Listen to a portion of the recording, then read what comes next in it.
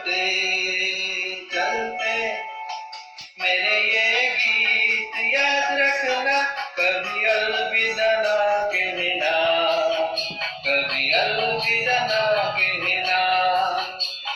चलते चलते मेरे ये गीत याद रखना, कभी अलविदा ना कहना, कभी अलविदा ना कहना।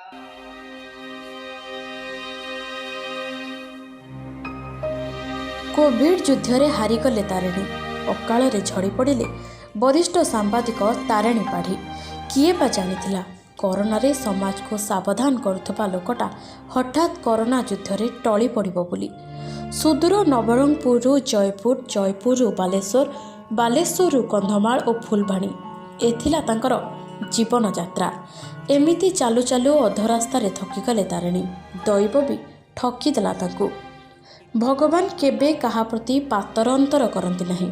समस्तंकु खाली हाथरे ही पठेई थांती आउ खाली हाथरे ही डकई नहीं जाती। सुप्रभात, मो स्वास्थ्य अवस्था स्थिर अच्छी, तेणु दयाकरी मो स्वास्थ्य अवस्था संपर्क में पचारंतु नहीं, मु इमोशनाल हो पड़ी। एथिला तांकर सोशल मीडिया रे शेष लेखा। सोशल मीडिया रे प्रतिदिन सुप्रभात वार्ता दे खुशी रे रहिबार मंत्र अन्य को कहूथबा लोकटा खुशी बदल रे लुह बुणी चलीगले।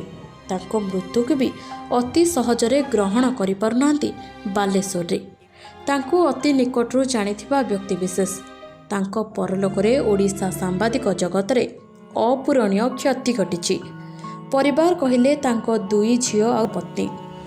एमिति शोकाकुल परिवेश मध्यरे गतकाली बालेश्वर प्रिंट मीडिया संघ तांको सांबादिक प्रकोष्ठ रे श्रद्धांजलि जणाइथिबा बेले आज उद्योग भवन रे इलेक्ट्रोनिक्स मीडिया तरफरु तांको श्रद्धांजलि दिया जायतिला। तारिणी पाड़ी घर नवरंगपुर जिले रे हेले मध्य से बालेश्वर जिले रे दीर्घ वर्ष धरी काम करचंती सांबादिक भाव रे। आपनकर धरित्र जिला प्रतिनिधि, प्रमेयर प्रतिनिधि एभली बहु वर्ष एठी बालेश्वर रही गले एवं बहु वर्ष भितर से सबू सांबादिक सहित बेस भल संपर्क रखिते। एपरिक साधारण लोकों सहित संपर्क रखिते, जहाँफल से परिचित होते। समस्त एक निर्विवादीय व्यक्ति भाव में सांबादिकता करते। तेज वियोग निश्चित भाव में आम समस्त एक दुखर खबर जे सरकार जो कोविड योद्धा भाव में सांबादिक मान घोषणा करने जो निष्पत्ति नहीं 15 लाख टंका सहायता प्रदान कर सांबादिकता भितर काम करू करू ये अकाल वियोग घटिला कोविड रे।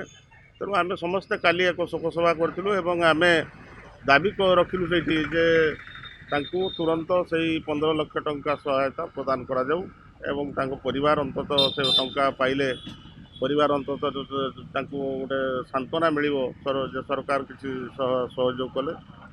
तेणु अमर आत्मार मो सद्गति कामना कर। ओडिशा लेंस परिवार तरफरु आंबे स्वर्गत पाढ़ी को श्रद्धांजलि जणाइबा सह ईश्वरंक ठारे तांको परिवार को धैर्य मिलु बोली प्रार्थना करछु।